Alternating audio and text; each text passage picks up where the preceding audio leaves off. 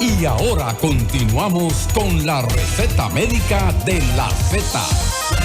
Estamos de regreso en la receta médica de la Z, ya son las 11:21. Muchas preguntas sobre las vacunas, pero aquí tenemos un tema sumamente interesante que el público ha estado esperando. La semana pasada, de hecho, se tocó un poquito, se anunció, y hoy tenemos la oportunidad de socializar este tema con ustedes. La doctora Nordis tiene a su cargo presentar a nuestro invitado. Efectivamente, hoy tenemos... Yo sé que va a ser un programa súper interesante y de lujo, porque tenemos aquí con nosotros al doctor Marcos Mirambó Caso. El doctor Marcos Mirambó es médico egresado de la Universidad Autónoma de Santo Domingo, otorrinolaringólogo, egresado del Hospital Salvador B. Gautier, con especialidad en cirugía endoscópica nasal avanzada y base de cráneo en la ciudad de Miami, en Augusta, Georgia. También ha realizado estudios de cirugía de sueño en Monterrey, Nuevo León, México.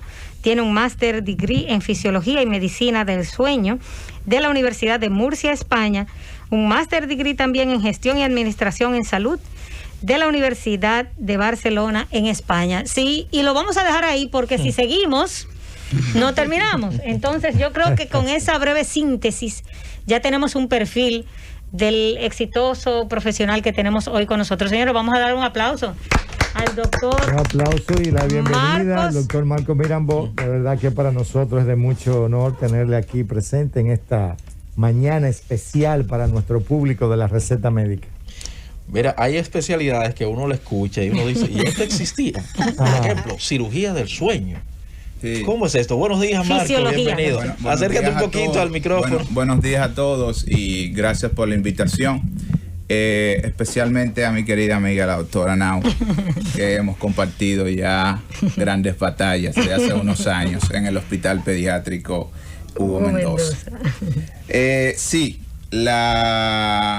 lo que pasa es que la medicina de sueño ha revolucionado lo que es la medicina en los últimos años, debido a que se creía que el sueño era solamente un fenómeno fisiológico, pero hay un sinnúmero de patologías que vienen acompañadas con este fenómeno fisiológico denominado sueño.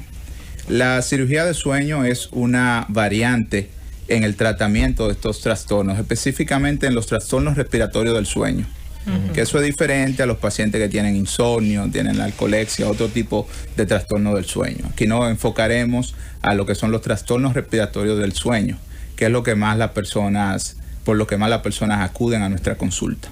Excelente. Bueno, pero no solamente el trastorno del sueño de la persona que se percibe o que padece de este trastorno de ronquido en este caso, sí, sino sí, de la pareja. Oye, Dios mío, pero hay mucha gente que se ha separado producto de esto. Y yo le pregunto al doctor, ¿por qué se produce el ronquido? Sí, el ronquido se produce por el paso del aire a través de una vía aérea estrecha y las vibraciones de sus paredes. Antes se creía que era solamente el complejo nasal y el paladar que vibraba y producía el ronquido, pero con el estudio de lo que son los trastornos respiratorios del sueño se ha podido determinar que hay otros factores anatómicos como son la pared faríngea lateral, la epiglotis, la laringe y también la base de lengua. Todo esto forma parte de lo que es la anatomía del ronquido. ¿Y cuáles son las causas, doctor, de que un paciente presente esos ronquidos de noche? Mira, nosotros vamos a tener dos tipos de pacientes. El paciente que es roncador simple, que es aquel paciente que tiene alguna alteración en la anatomía que yo le describí anteriormente y lleva a que cuando el aire pase se produzca este ruido. Y hay otro grupo de pacientes que son los pacientes que tienen más problemas de salud, que son los pacientes que tienen el síndrome de apnea obstructiva del sueño. Exacto. Que es ya una patología más compleja y que se debe de prestar atención.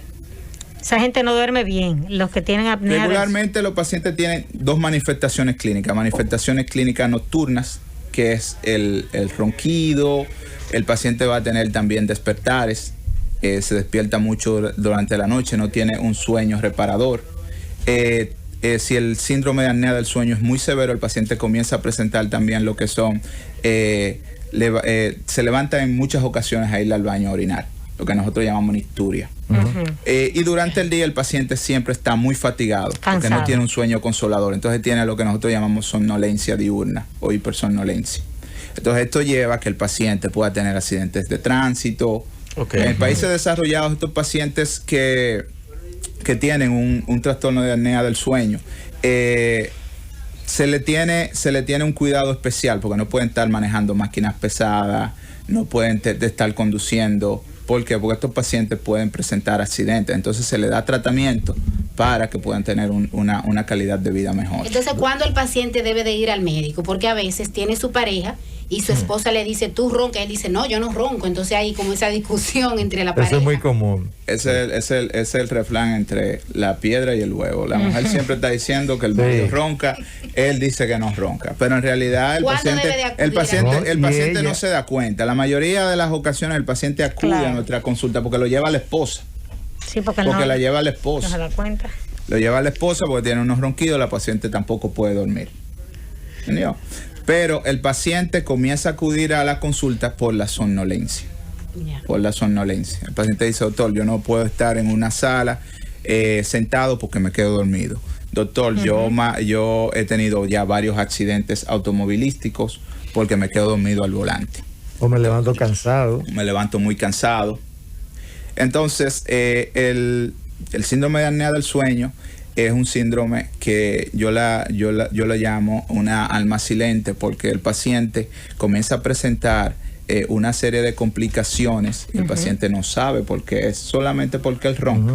Entonces el paciente comienza a tener complicaciones cardíacas. Estos pacientes son más frecuentes lo que son los infartos agudos del miocardio, las enfermedades cerebrovasculares, la diabetes es más común en estos pacientes.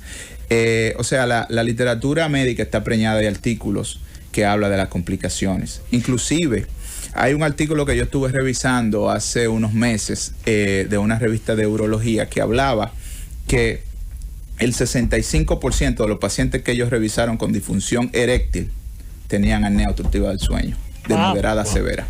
Es preocupante. Doctor, la posición en que uno duerme o se acuesta incide en esto de los ronquidos. Sí, hay lo que se llama lo que es la apnea posicional. La apnea y el ronquido posicional. Hay pacientes que en ciertas posiciones tienden a tener más ronquidos. Por ejemplo, cuando tú estás acostado boca arriba, es más común que tú tengas ronquido que cuando tú duermes hacia uno de los lados. Doctor, cuando usted se refiere al término apnea, para que el público que nos está escuchando conozca cuál es. Es la cesación de la respiración. El paciente por un periodo de tiempo determinado no respira.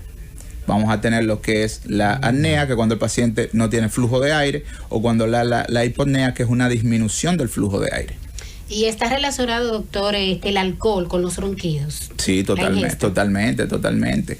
No solo el alcohol, también otras sustancias estimulantes llevan a una relajación de la musculatura faríngea y de la lengua durante el sueño, y eso hace que el colapso sea más fácil. Por eso hay pacientes que te llegan, doctor, yo ronco mucho, pero cuando bebo ronco más.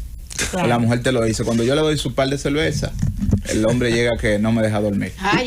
Y si le vamos a sumar a esa par de cerveza una barriga cervecera, un sobrepeso. Esa dieta que nosotros tenemos de chicharrón y no. Yo conocí una pareja, doctor, que decía que para ella era una satisfacción escuchar a su esposo, porque era como el león rugiendo. Por Dios. No me digas. Esa mujer está enamorada.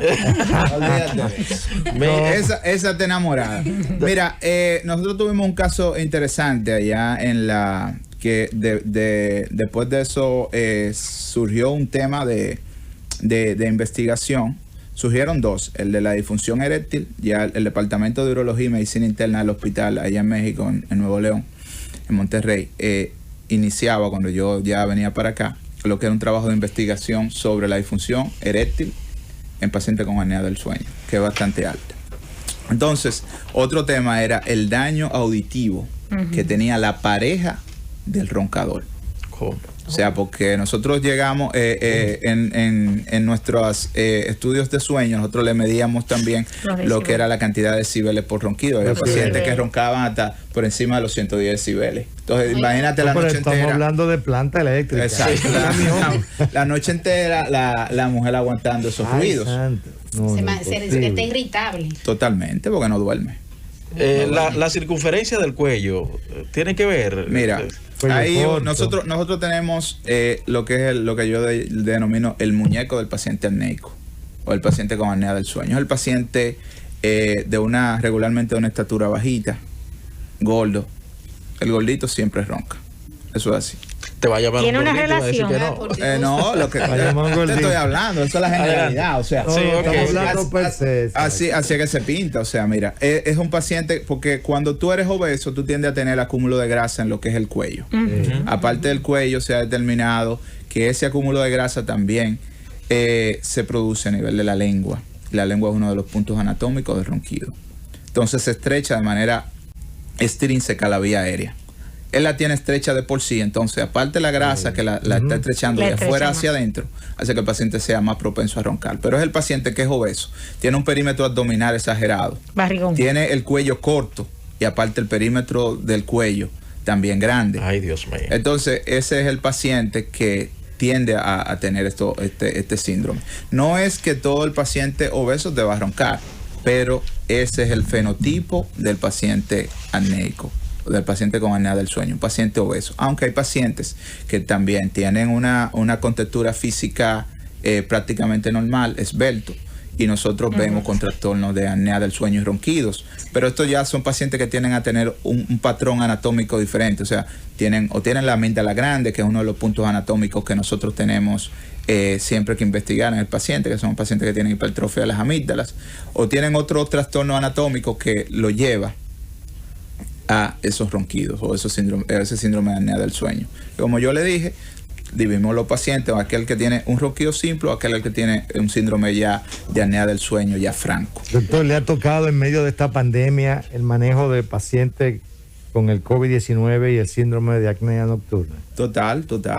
Hemos tenido, yo he dicho que esta pandemia nos ha enseñado muchas cosas, y dentro de las cosas que nos ha enseñado es que hay un daño colateral cuando ocurren estas pandemias. ¿Por qué? Porque el paciente se descuida y no va a su consulta tradicional, y las patologías que veíamos simples las vemos que se complican, tanto desde el punto de vista oncológico, que nos toca tratar, pacientes con apnea del sueño que se descuidan y no van a la consulta de seguimiento y todo lo demás. Yeah. Doctor, una pregunta. ¿Está relacionado el sexo con los ronquidos? Porque a veces usted escucha esta frase que dice, esa mujer ronca como un hombre. Tanto para el paciente con una roncopatía o un paciente con ronquido simple, como yo se lo describí anteriormente, es más frecuente el sexo masculino. Okay. Y para la apnea del sueño también.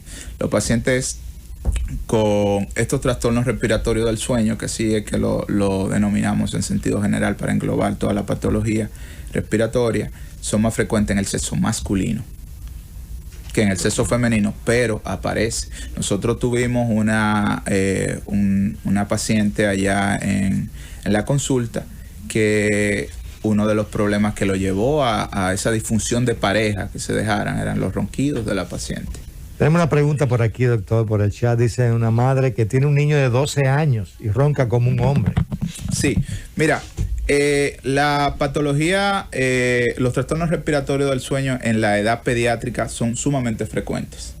Sumamente frecuentes porque los pacientes pediátricos tienden a tener una hiperactividad de lo que es el sistema linfoide de la vía aerodigestiva superior.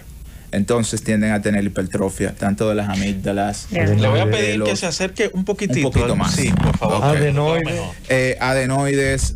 Esto se pone. Ok, adelante. Okay. Vamos a responder esta preguntita de este paciente. Las amígdalas, el adenoides, las amígdalas linguales. Entonces, como ellos presentan infecciones respiratorias a repetición, ese tejido está muy reactivo. Entonces, aumenta de tamaño, obstruye la vía aérea. Yeah. O sea, en sentido general, estos pacientes tienden a tener más trastornos respiratorios del sueño si lo comparamos con los adultos por causas anatómicas, y lo podemos resolver más fácil que los pacientes adultos. Eso es importante. ¿Eso es mito o realidad que en la etapa de la menopausia las mujeres tienen mayor riesgo de roncar? Sí, es real. Las mujeres tienden a tener trastorno del sueño. Y trastorno del sueño. Claro, relacionado muchas veces por la deficiencia del estrógeno, que tiene un factor importante en eso. Vamos a conversar con el público también, que para que le haga algunas preguntas hay muchos, al doctor. Muchos de los caballeros o las esposas preocupadas por estos ronquidos. El síndrome del codazo. No, oye, pero sí, así es. Por oye el término roncopatía, o sea, roncopatía, que está relacionado realmente. Diga, las mujeres desarrollan un síndrome. Sí, del codo. Sí, pero miren, es realmente preocupante. El tema de la apnea del sueño no es tan sencillo como la gente cree, sencillamente que no duerme bien, sino las consecuencias que sobre la salud de la persona. En realidad, me gustó mucho y me motivé. Fíjate que yo tenía un número de cirugía hoy, tenía una cirugía y acudí a tu llamado. Primero por la amistad que tengo contigo y segundo, porque es un tema que hay que tratarlo. Sí. ¿Por qué? Porque los pacientes, la mayoría de los pacientes en nuestro país están sin apoyo para esa patología. Y es una patología que el diagnóstico es costoso, el tratamiento es costoso. Entonces no hay ningún sistema de seguros que apoye a esos pacientes. Es tanto así que es muy similar a lo que es la patología del sueño en Latinoamérica. Nosotros teníamos un webinar con unos compañeros de otras latitudes en Latinoamérica y es el mismo problema. El paciente acude y cuando tú le haces la receta, los estudios que se tienen que hacer, el tratamiento que tiene que tener. ¿Y cuáles son los estudios, doctor, que debe de hacer? El estudio diagnóstico es la polisonografía. Ese es el estudio diagnóstico. Es un estudio por el cual el paciente se le ponen unos sensores que miden unos parámetros, tanto neurológicos, respiratorios y cardiovasculares, y también de electromiografía, y se estudia todo su patrón durante una noche. Entonces, con esto tenemos el reporte y medimos lo que es el índice de apnea y hipopnea, que esto es lo que nos da el diagnóstico de que el paciente tiene una apnea del sueño o un paciente que tiene una roncopatía simple. Pero ninguna aseguradora en nuestro país tiene soporte para esos pacientes. Entonces, si tú te fijas, nosotros tenemos una población que es propensa a estos trastornos, porque a nosotros nos gusta mucho la cerveza. Nos gusta mucho la fritura. Estamos sobrepeso. Exacto. El sobrepeso ha ido en aumento. Y sobre todo con esta inactividad producto de la pandemia. La inactividad. Entonces, todo eso favorece al síndrome de apnea del sueño. Entonces, tenemos pacientes que llegan a la consulta polimedicados. Una de las principales causas cuando un paciente tiene hipertensión refractaria, que no responde a un medicamento, la mayoría de los pacientes que tienen apnea obstructiva del sueño con hipertensión, que no están tratados y tienen que usar varios medicamentos para controlar la presión. Entonces, si te estoy hablando también del problema de la diabetes, te estoy hablando también de mayor riesgo de las enfermedades cardiovasculares, cerebrovasculares, los accidentes de tránsito, que nosotros somos el número uno. Tenemos un problema grande con los accidentes de tránsito. Entre los 3 países del mundo, así es. Exacto. De mayor accidente. Entonces, te estoy hablando de la disfunción eréctil. O sea, son muchos problemas que tiene el paciente. Entonces, para que esta patología no se investigue como agente causal de todos esos trastornos. Doctor, ¿en qué porcentaje a nivel mundial, pero a nivel del país, o su estadística, se presentan esta patología de la apnea del sueño? Bueno, te voy a ser sincero. En la población pediátrica, el 60%, no te voy a decir apnea del sueño, porque no podemos catalogar a un paciente con apnea del sueño si no tenemos una polisonografía. Exacto. Es un error. Todo paciente debe tener ese diagnóstico, como si tú digas el paciente tiene una neumonía. Tú no puedes decir que tiene una neumonía, tú no tienes una placa que lo confirme. Claro, así es. Entonces, en la población pediátrica, el 70% de los pacientes que acuden a mi consulta vienen por un trastorno respiratorio del sueño. El 70%. El 70%. O sea, la madre me lo lleva, doctor, el paciente, el niño ronca, se me ahoga en la noche. Entonces, ya tú supones que el paciente tiene un trastorno respiratorio del sueño. No te puedo decir que tiene una apnea del sueño, porque como te estoy diciendo, cuando tú le dices a un paciente que te acude que su seguro no le cubre, tú le vas a mandar a la zona de la polisonografía. Es costosa, doctor, la polisonografía. Sí, la polisonografía por toda la complejidad que tiene, y es un procedimiento costoso. ¿Aproximadamente cuánto cuesta en nuestro país? En realidad, no sé, porque hace pero ronda entre los 800, por encima de los $800. Wow. Bastante costoso. ¿Y dónde Por se hace? Vamos a conversar con el público. Bueno. No, adelante, termina de responder. ¿Dónde se hace, doctor, aquí en el país? Hay varios, porque lugares. es una patología que es muy común. es una de las patologías que necesita un manejo multidisciplinario. Nadie tiene la verdad absoluta en esta patología. La patología del sueño la maneja el psiquiatra, porque hay muchos trastornos que guardan relación en la esfera psiquiátrica. La maneja el neumólogo. Sí, El neurólogo. La tiene que manejar el otorrino, el maxilofacial, el odontólogo.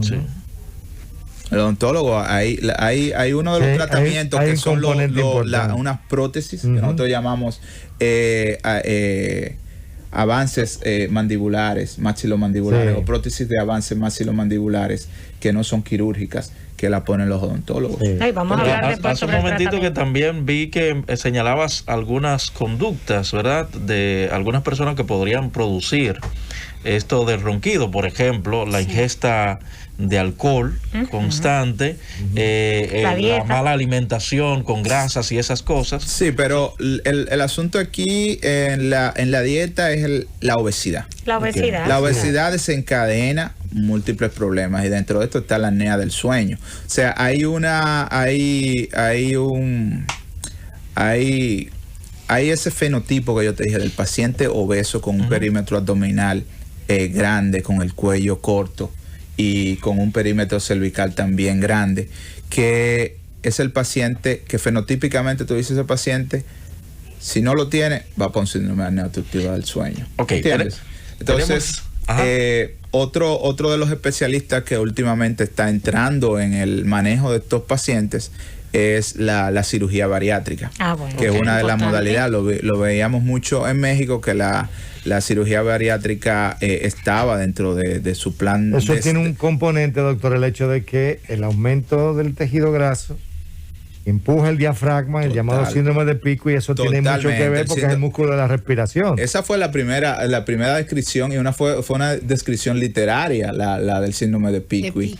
Sí. Doctor, vamos a escuchar al público, que la gente está con el panel. Buenos días, receta médica 809-732-0101, 809-200-0101 y al 855-221-0101. Adelante. Sí, buenas. Adelante. Mi pregunta es, por favor, yo entiendo que yo debo tener una apnea del sueño, porque prácticamente mi cerebro, como que cuando me voy a acostar nunca se apaga. O sea, por cualquier cosa yo me despierto y todo eso. Actualmente tengo 33 años, una estatura de 5'7" y 189 libras.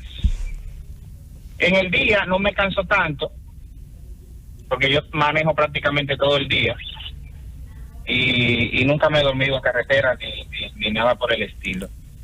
Entonces, para saber cuál sería mi diagnóstico y qué podría hacer, por favor. Pero adelante. Ok, pero ¿tú no duermes o tú te despiertas muchas veces en la noche? Decía que se despierta muchas veces en la noche. Si se despierta muchas veces en la noche, O si le habían los dicho que roncaba pacientes también. van a tener microdespertares o despertares, los pacientes que tienen apnea del sueño. Cuando la saturación baja mucho, el paciente tiende a despertarse de manera compensatoria. Entonces, por eso es que se dice que el paciente con apnea del sueño no tiene un sueño satisfactorio. Entonces, por eso es la hipersomnolencia diurna, que el paciente entonces durante el día se cansa mucho. En este paciente él tiene 5'7" y 189 libras. El paciente está o en sobrepeso, no tengo aquí cómo calcularle rápido lo que es su índice de masa corporal, pero debe estar o en sobrepeso o en una obesidad tipo 1. Es un paciente que podría estar cursando con un síndrome de apnea del sueño. El paciente debe ser evaluado y debe de tener un estudio diagnóstico, como yo le dije, la polisomnografía, o en su defecto la poligrafía respiratoria, que también fue aprobada por la Academia Americana de apnea de medicina del sueño para algunos tipos de pacientes. Muy bien. Buenos días, receta médica. Buenos días. Adelante. Un placer. Oiga, yo le quiero hacer dos preguntas. el apnea del sueño no es una enfermedad, porque debe ser una enfermedad que no entiendo por qué la aseguradora no la coge. Y la otra ¿es natural uno roncar? O sea, que la persona que ronca en realidad es porque tiene una enfermedad o se puede roncar. Gracias. Los ronquidos se provocan, como yo le dije, por la vibración del paso de aire en una vía aérea que está obstruida o que es colapsable. Entonces, hay pacientes en ciertas condiciones que pueden tener ciertos ruidos respiratorios en la noche, pero ya cuando el paciente está roncando, que molesta a su pareja, y que aparte de que ronca, podemos determinar mediante los estudios que tiene un síndrome de apnea del sueño, ya eso es patológico. Claro. Y su respuesta inicial, su pregunta inicial, para mí es bastante interesante. ¿Por qué? Sí. ¿Por qué nuestro sistema le da la espalda a esos pacientes? A esos pacientes que, si se hace un estudio de los accidentes de tránsito, aparte de la imprudencia, yo estoy seguro que debe de haber un alto porcentaje de estos pacientes que se duermen en la carretera por tener algún trastorno respiratorio del sueño. Según dice la Organización Mundial de la Salud, el 30% de los accidentes a nivel mundial es producto de apnea del sueño. Entonces, aquí no tenemos estadística, pero yo estoy seguro que un alto porcentaje de esos accidentes pueden ser prevenibles. Claro, muy importante. Buenos días. Buenos días. Receta médica. Sí, buen día. Adelante. Yo le estoy llamando desde aquí de África. Yo tengo hace tiempo un problema que aquí en la casa donde yo vivo... Sube un poquito la voz, por favor. Sí, aquí en la casa donde yo vivo solo. Y parece como que vivo aquí hasta el barrio Quisqueya 2.